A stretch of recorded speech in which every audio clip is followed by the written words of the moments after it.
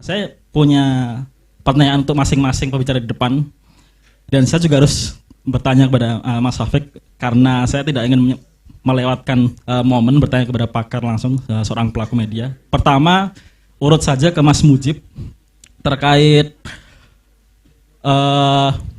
berbagai macam kelompok yang hadir di dunia ini, itu setelah reformasi atau sebelumnya.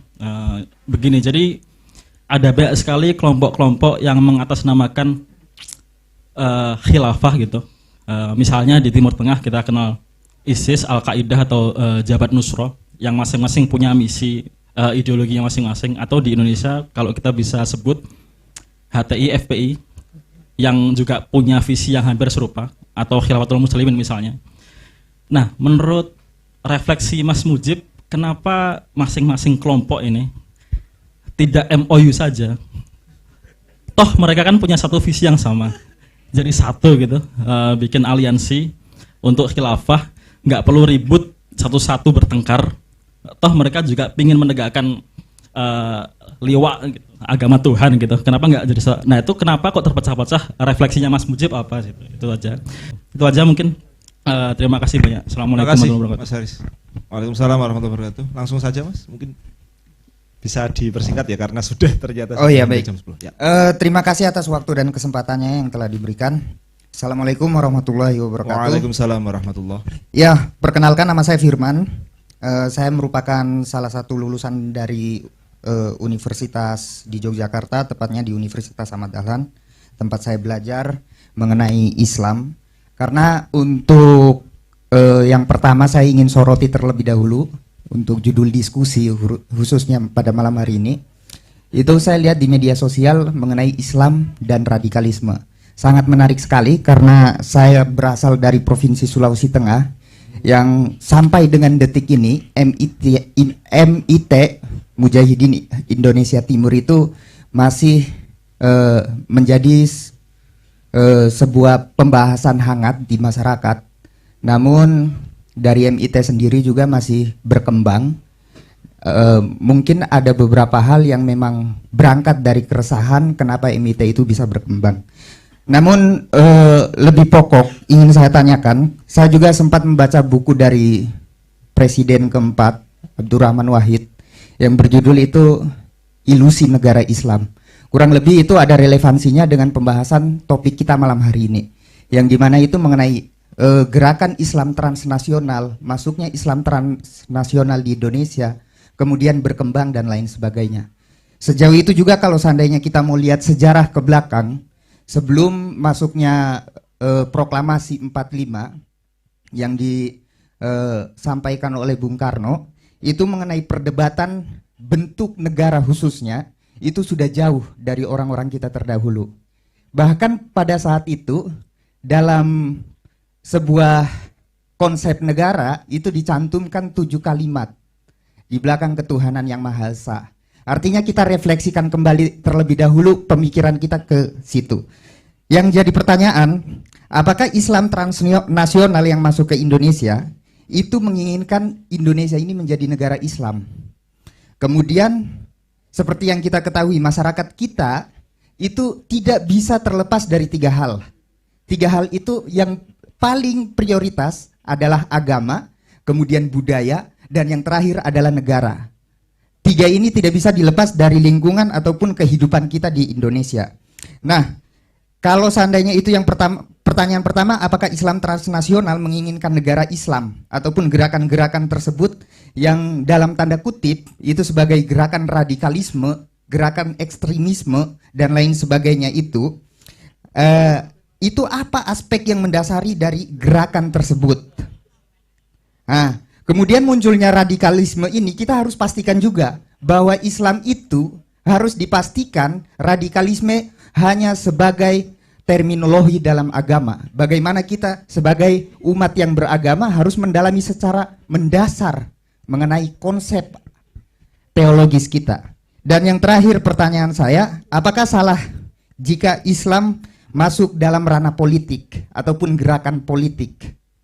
Kita bisa lihat jauh juga sebelum-sebelumnya, bahkan ada beberapa ormas yang dia ingin masuk ke ranah politik, bahkan sudah masuk juga di ranah politik. Tentunya tidak terlepas daripada kekuasaan untuk mengatur semua kebijakan masyarakatnya. Mungkin itu saja, ada 3 pertanyaan. Saya ulangi kembali dan saya afirmasi. Pertama, apakah Islam transnasional menginginkan negara Islam? Kemudian aspek dari Islam, dari Islam radikal itu apa? Dan yang terakhir, apakah salah jika Islam masuk dalam ranah politik dan membuat keputusan dalam ranah kekuasaan? Seperti itu. Terima kasih, selamat malam. Terima kasih Mas Firman. Wassalamualaikum.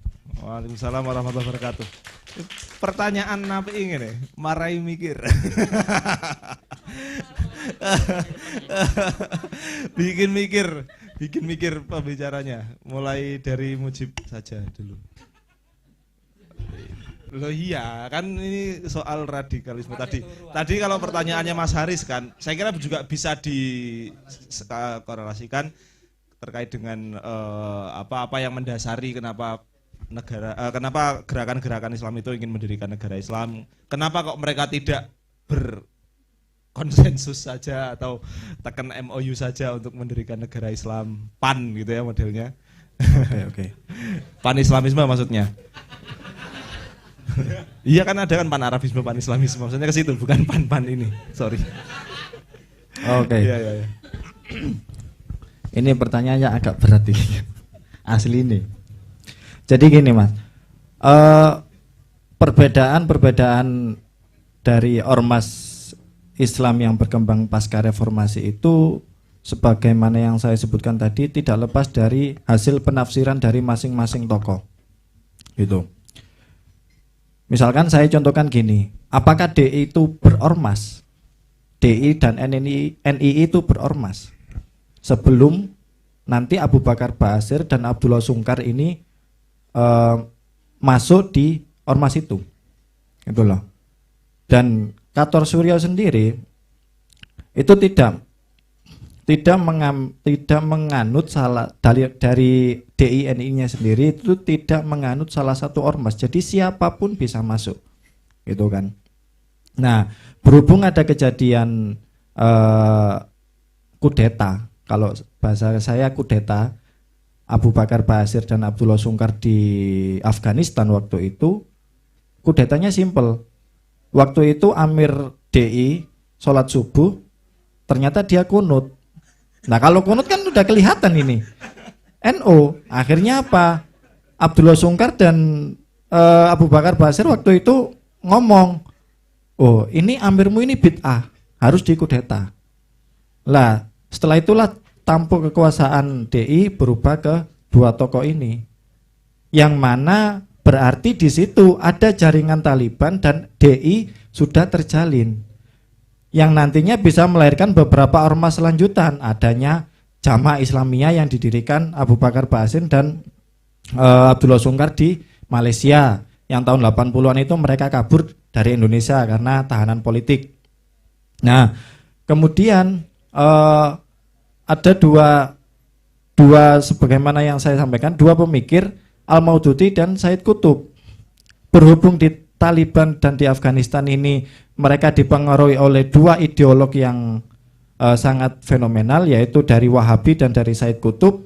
Pada akhirnya Abdullah Azam yang waktu itu sebagai ideolognya Wahabi merekonstruksi pemikiran Said Qutb untuk disatukan dengan pemikirannya Wahabi. Akhirnya lahirlah jihadis. Nah, baru itu gerakan jihadis di Indonesia bermunculan. Nanti ada sebagaimana di Ngeruki itu sendiri. Nanti berjaring dengan yang di Lamongan. Mereka Wahabi, tapi Wahabinya Wahabi yang jihadis. Pertanyaannya, apakah Wahabi ini berdamai? Misalkan kayak NU garis lucu dan NU garis lurus. Itu enggak. Bahkan di salah satu, misalkan di artikel muslim.org.id kalau nggak salah saya pernah baca itu mengkritik Wahabi yang versi siasah atau versi politik, karena bagi mereka mereka nggak murni lagi karena sudah terpengaruh oleh ideologi politik, gitu. Nah, tapi di pemikiran Said Qutb sendiri itu beragam pembacaan. Habib Rizik misalkan membaca bahwa di pemikiran Said Qutb yang hakimiyah dan jahiliyat itu tidak mengatakan kalau organisasi yang saya bentuk ini berbentuk negara. Di situ Said Qutb tidak menjelaskan bentuk negaranya kayak apa, tapi menjelaskan oh ini loh hukum Tuhan dan ini hukum jahiliyah. Tidak menjelaskan negara. Makanya ketika ditafsirkan oleh Habib Rizik, ya udah kita menganggap oh ini hukumnya setan, demokrasi barat, liberal dan sebagainya. Oh ini hukum hakimiyat.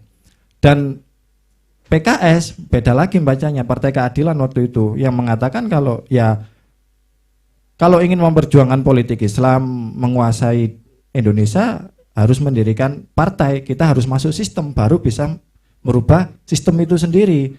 Karena di tahun 2000 waktu itu pernah ada semacam perkumpulan 2002 kalau nggak salah, waktu itu Megawati menjadi presiden, berdemo bersama-sama di depan MPR untuk menyuarakan atau memasukkan Piagam Jakarta sebagai undang-undang mengganti undang-undang dasar. Waktu itu sudah pernah, tapi gagal. Lah, apakah mereka tidak mau bersatu? HTI dan FPI pernah bersatu di daerah Jawa Barat yang namanya FUI, Forum Umat Islam. Tapi di HTI sendiri sudah pecah, ada yang setuju dan ada yang tidak setuju. Bahkan Habib Rizik sendiri juga mengkritik keras pemikirannya Abu Bakar Basir yang ingin mendirikan negara Islam Indonesia karena tidak mengakui sepeser pun jeripaya dari founding father kita. Dalam hal ini Habib Rizik masih mending lah kalau dibandingkan dengan Abu Bakar Basir gitu, karena masih mengakui Piagam Jakarta, nanti ada Pancasila versi Piagam Jakarta dan NKRI-nya itu tetap utuh gitu. Dan nanti dan Habib Rizik itu sendiri dalam tesisnya mengatakan mengakuisisi beberapa hukum positifikasi hukum Islam di Indonesia. Misalkan hukum perkawinan tahun 74 itu diakui oleh Habib Rizik meskipun bukan beliau yang memperjuangkan itu. Dan itu nanti lanjut ke pertanyaan masnya ya. Jadi sebenarnya di dalam hukum di Indonesia itu ada satu tahap yang bisa diselesaikan, yaitu mendiskusikan karena di tahun 95 Gus Dur sudah mendesentralisasi politik kenegaraan, artinya daerah tidak terpusat lagi, daerah bisa memiliki otonomi daerah sendiri gitu. Akhirnya undang-undang bisa dibuat daerah sendiri dan di situ menjadi ruang diskursif untuk beberapa pemikir politik tentang hukum undang-undang. Dan di Jawa Barat misalkan dan di Sulawesi itu banyak juga misalkan anak SMA diwajibkan membaca Al-Qur'an, padahal di SMA itu bukan di MA. Nah, itu kan memang hasil kesepakatan dalam forum demokrasi. Kalau memang disepakati kayak gitu mau gimana lagi? Lah itulah yang kemudian menjadi ruang tersendiri bagi kelompok-kelompok Islam politik memasuki ruang demokrasi untuk menegakkan perda syariah. Dan di penelitiannya Bu Iim kalau nggak salah, Bu Iim implementasi apa gitu, Bu Iim Win Jakarta ya itu pernah meneliti beberapa kabupaten di Jawa Barat yang mana orang-orang FPI dan FUI maupun HTI itu bekerjasama dengan tokoh politik gitu. Bahkan di penelitiannya lupa saya, itu ada politikus dari salah satu partai sekuler, kalau tidak dikatakan partai non-Islam, partai sekuler yang ingin mendukung perda syariah gitu, yang ingin mendukung perda syariah, padahal mereka ini dari sekuler, misalkan dari Golkar atau PDI atau Demokrat. Tapi untuk meraup suara, meraup untung dari umat Islam, mereka ingin ya udah wes nggak apa-apa kamu nanti suaramu tak diskusikan di dalam DPR. Nah, ruang-ruang itu yang kemudian dimanfaatkan. Makanya FPI ketika tahun 2014 ganti haluan. Ya udah kita deketin ini pemerintah setempat untuk mengegulkan Perda Syariah. Seperti itu. Ya, tepuk tangan dulu dong buat Mas Mujib. Wah, uraiannya saya kira jangkep sekali ya. Kalau istilahnya Pak Edi, kok iso ya kok ini? Ya. Kok ono wong kok ngene iki. Ya, saya kira itu juga menunjukkan ya apa yang dituangkan oleh Mas Mujib di dalam bukunya gitu, dan saya kira juga itu menjadi jawaban dari pertanyaan Mas Firman dan juga Mas Haris tadi, kenapa kok mereka tidak wes ayo duduk semeja terus kemudian teken MOU saja kita bareng-bareng. Oh, tidak semudah itu kawan gitu kan.